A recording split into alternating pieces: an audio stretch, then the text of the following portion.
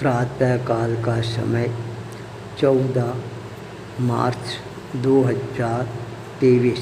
स्वामी नारायण का मंदिर मेरे लिए एक नए आस्था का जागरण करने वाला केंद्र बिंदु बन जाता है। आज नीलकंठ धाम का वह प्रवास प्रातःकाल के समय, जब मैं अपने आप को ध्यान अवस्था में अवस्थित करना प्रारंभ करता हूँ, पूरा तीर्थ है, वह मेरी आँखों के सामने अपने आप ही घूमना प्रारंभ कर देता है। मेरा चिंतन इस दिशा की ओर अग्रसर बनना प्रारंभ हो जाता है। एक व्यक्ति अपने आराध्य को प्रतिष्ठित करने के लिए मन में संकल्प शक्ति की जागरणा करने प्रारंभ कर देता है, तो वह शक्ति उस व्यक्ति को अपने आप दीपा माँ तत्काल शक्ति अपने लाडले के लिए कर देती है। भैंस के दूध का दही और रोटी सामने प्रस्तुत करती है। मक्खन, रोटी, दही का नाश्ता करने के पश्चात ज्ञानी गुरु भीखन अपनी माँ का आशीर्वाद ग्रहण करके अपने कार्य के लिए सोजत की ओर अपने चरण आगे बढ़ाना प्रारंभ कर देते हैं। जीवन में पैदल चलना था, पैदल यात्रा का आनंद है, वह अपने आप में अलग ही आनंद होता है। धीरे धीरे कदम सोजत की ओर आगे बढ़ती हैं।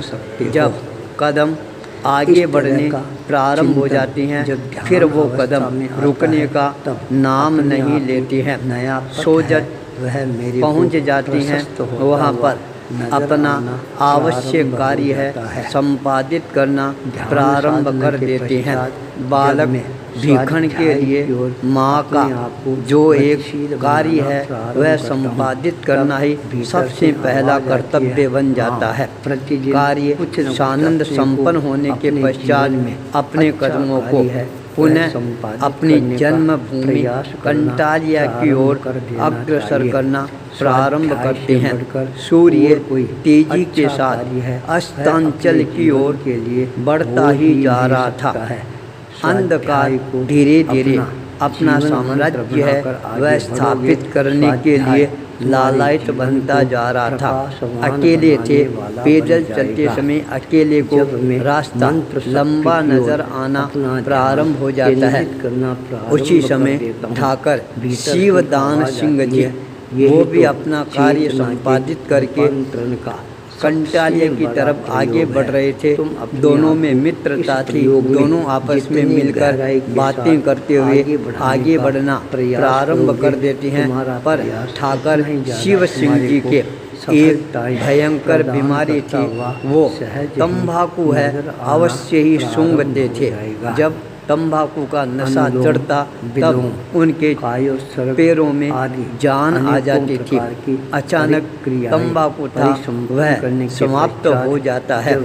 चाल लड़खड़ाना प्रारंभ कर देती है और कहती है, भीखन अब मेरे से नहीं चला जाएगा, मेरी तंबाकू है वह खत्म हो गई है। भीखन ने सोचा, मैंने अपने साथी का साथ निभाया है, अब इसको जंगल में छोड़कर अकेला जाऊंगा, यह भी मित्रता की निशानी नहीं है। अंधकार है, वह भी घर करता जा रहा है। रास्ते में जंगली जानवरों का खतरा भी है, पर यह तंबाकू है बड़ी समस्या खड़ी कर चुकी है।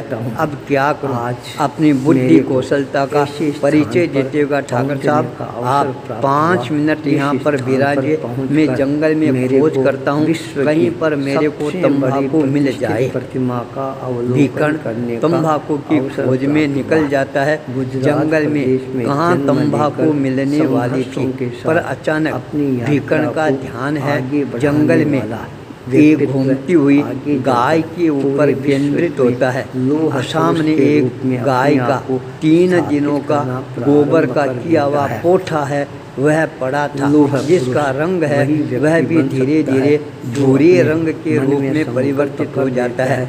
भीखन उस छाने को अपने हाथ में उठाता है, अपने अंगुल से धीरे धीरे रगड़ना प्रारंभ करता है तो वह छाना बारीक होता हुआ नीचे गिरना प्रारंभ होता है। उसको इकट्ठा करके थोड़ा सा हाथ से मसकर फूंक देकर उसको एकदम तंबाकू की तरह बनाकर एक पुड़िया के अंदर बांध लेते हैं। उस पुड़िया को लेकर भीखन अपने मित्र शिव सिंह जी के पास में पहुंचता है, निवेदन करता है, ठाकर साहब तंबाकू मिल तो गई है पर उतनी अच्छी नहीं है जितनी अच्छी होनी चाहिए। लगता है कोई राहगीर जा रहा था, उसकी जेब से गिर गई है और ये पुड़िया मेरे को मिली है।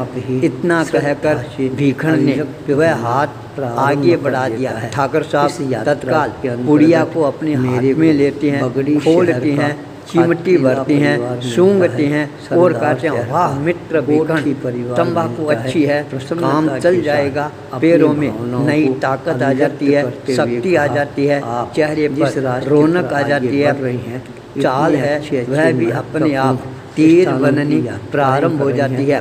तेजी के साथ अपने मित्र के साथ भी नए नए अनुभव प्रदान करने वाली बन जाएगी।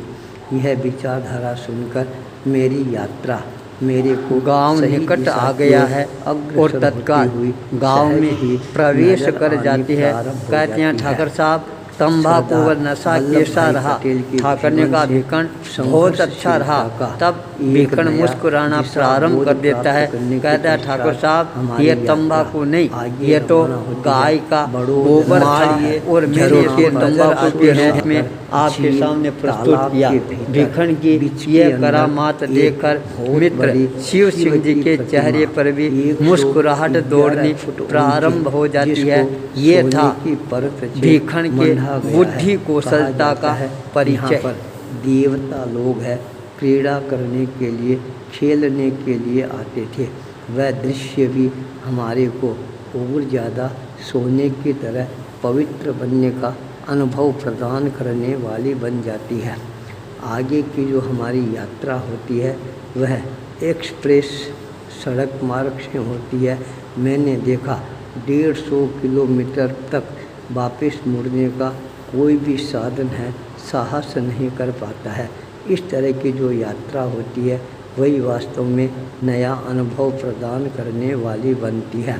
सायंकाल के समय हमने जो परिकल्पना संजोई थी उसके अनुसार शंखेश्वर पार्श्वनाथ तीर्थ के प्रांगण में पहुंचना होता है, पर यहाँ पर जगह को लेकर कुछ समस्याएं भी उभर कर सामने आती है।